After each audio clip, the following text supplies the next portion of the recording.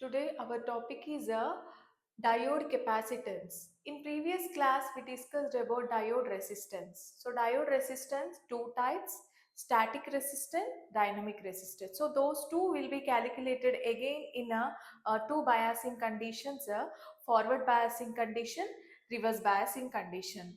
Now diode capacitance.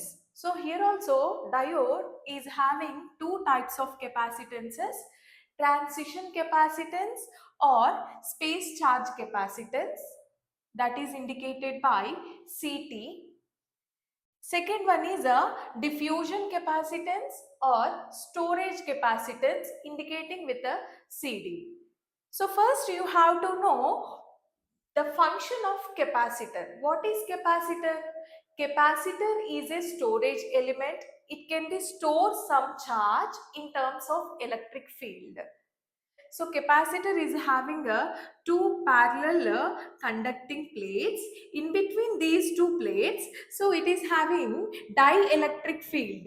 Dielectric field. So this is the formation of capacitor. So capacitor is a storage element which can store the charge in terms of electric field. The formation of capacitor is it's having two parallel plates with the dielectric field. So now we'll discuss about the transition capacitance. First type is a transition capacitance or a space charge capacitance. Here a transition capacitance is calculated when diode is in reverse bias condition. Transition capacitance is calculated when diode is in reverse bias condition. So this is the circuit diagram of a PN junction diode when it is in reverse bias condition. You know already what happened in reverse bias condition. When diode is in reverse bias condition, reverse means what? Positive region is giving to negative terminal of the battery. Negative region is giving to positive terminal of the battery. So when reverse voltage is increases, obviously width of the depletion region will be increases.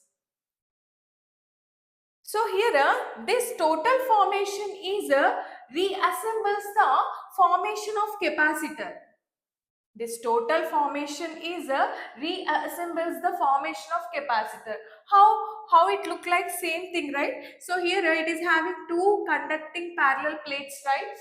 So when diode is in reverse bias condition, all the holes are attracted by negative terminal of the battery.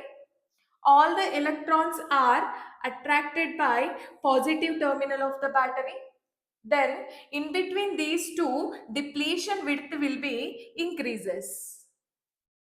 So this is the depletion layer, depletion width. So this depletion width also called as dielectric field. Dielectric field.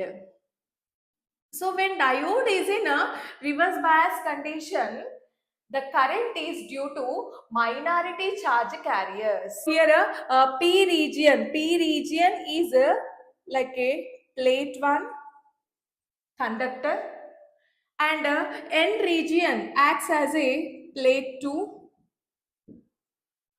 conductor. In between these two plates, we have depletion layer. That depletion layer as dielectric field. So this total formation when diode is in reverse bias condition, it reassembles the transition capacitor. The transition capacitance formula is dq by dv.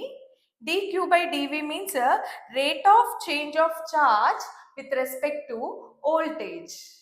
So here if a reverse voltage is changing, then the charge of the moment of charge carriers will be also changing. So here formula is epsilon A by W. Epsilon A by W. So here epsilon is the permittivity, A is the cross sectional area of the diode, W is the depletion width. So this is the main formula of transition capacitance. CT equals to epsilon A by W. We need to prove transition capacitance formula is epsilon A by W. Okay. So now coming to this part. So this equation is the relationship between the potential and the charge density is given by Poisson's equation.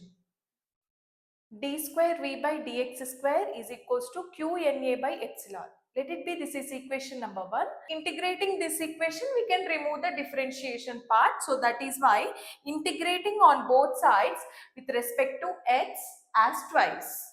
Okay, from equation 1,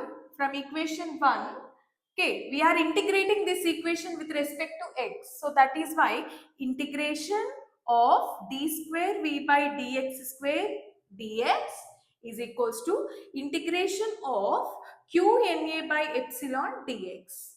We know integration formula, right? So integration, only we are taking only one time integration here. So that is why integration and derivation, one time derivation is cancel each other. So then we got dv by dx is equals to, here this is the part. So in this part, integration of QNA by epsilon. So here QNA by epsilon, this total term is a constant term. So that is why integration of a constant term is as it is a QNA by epsilon, and here let it be, here 1 is there, QNA by epsilon is as it is, and here derivation, sorry, integration of 1 is now x. After one time integration, we got this equation dv by dx, but we need a v formula, right? V term. So that is why again integrating this term. So integration of dv by dx into dx is equals to integration of QNA epsilon x dx with respect to dx. So integration of dv by dx is equals to, again integration with respect to two terms are the same, right? So integration of dv by dx as dx is equals to 1. Next, so here QNA by epsilon is the constant term. So that is why QNA epsilon is as it is, we can take as it is. Now integration of x, you know integration of x formula is x squared by 2. So finally we got V, that is V equals to QNA x squared by 2 epsilon. Okay, so here for this equation, let us consider x equals to W, width of the depletion layer, V as VB, barrier potential. So simply I am changing, instead of x as W, width of the depletion layer, and V as VB, barrier potential. So simply substitute these terms in this equation. Now V as VB equals to QNA by 2 epsilon into W square. So let it be, this is equation number 2. So equation number 1 is a formula, that is a Poisson's equation. So for this equation we are doing 2 times integration, then we got V. So in this V we are substituting instead of x we are taking W, instead of V we are taking a VB. So after taking these, in substituting these two terms, let it be, that is equation number 2. I hope up to here you understood. Okay, right. What is this equation? VB equals to QNA by 2 epsilon into omega square. So here observe the relation between barrier potential and width of the depletion layer. So this is these two are in directly proportional, right? So width is directly proportional to VB. So here this is also indicating like a W is directly proportional to square root VB, right? So from equation 2 again we are taking from equation 2 differentiate with respect to V. Okay, so simply you got equation 1, from equation 1 you got equation 2. Now again for equation 2, again for this equation 2 we are differentiating with respect to V. Okay, right. So simply this equation is differentiating with respect to V. So dB by dV is equals to d by dv of total term, this total term QNA by 2 epsilon into W square. Okay, right. So dB by dV, here derivation with respect to voltage for this term. In this total term, Q Na by 2 epsilon is constant term. So that is why I am taking out of this term Q Na by 2E, right? Q Na by 2E into, after taking this term as outside, then remaining term d by dV of W square. Okay, next dVb by dV. So here barrier potential is equals to normal potential. So same terms are there. So dV by dV, as take it as dV by dV, like value is 1. So QNA by 2 epsilon is constant as it is we can take. So here we need to derivate, differentiate W square with respect to V. You know formula for x square, d by dx of x square, what is that? 2x, right? So here also same, W square, the formula is a 2W. Again we need to take the differentiate term of W. So that is why for W square 2W, and again dW by dV. So finally we got a dW by dV. From this equation we got a epsilon by QNAW. Let it be, this is equation number 3. Okay, first equation is a Poisson's equation formula, right?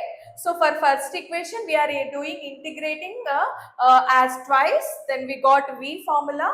So for this V formula we are substituting instead of x W, instead of V VB. We are substituting these two terms. After substituting these two terms, simply we are again differentiate with respect to V. So finally we got equation number 3 is dW by dV is equals to epsilon by QNAW. This is equation number 3. So after equation 3, so we need to write charge of, total charge of the diode formula, that is number of charged particle into charge of each particle.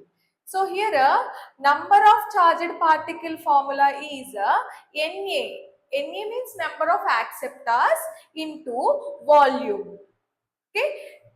So number of charged particle formula is Na into volume, and charge of each particle is a small q. Next, so Q equals to, here volume formula again W into A. W means the width of the depletion layer into A for a cross sectional area of the depletion layer. This Q is as it is. Let it be this total equation as equation number 4. Right? Transition capacitance formula, the rate of change of charge with respect to voltage, right? So dq by dv. So that is why for equation 4, simply for equation 4 we are differentiating with respect to v. Okay, so dq by dv is equals to d by dv of all these 4 terms, na, w, a into q. Okay, so dq by dv is equals to, so from this all 4 terms, q, charge of each particle, and na, a, these 3 terms are the constant terms. So that is why I am taking outside. And here width is changing, right? If reverse voltage is increases or decreases, obviously width will be changing. So that is W is not a constant term. So d by dv of W. Next, dq by dv is equals to a q na.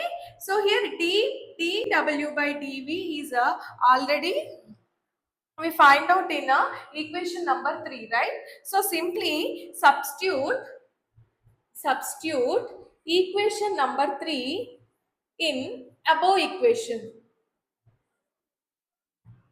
Okay, so simply instead of dq by dv we are taking now epsilon by qnaw. So that is why dq by dv is equals to aqna, dw by dv, instead of dw by dv simply we are taking epsilon by qnaw.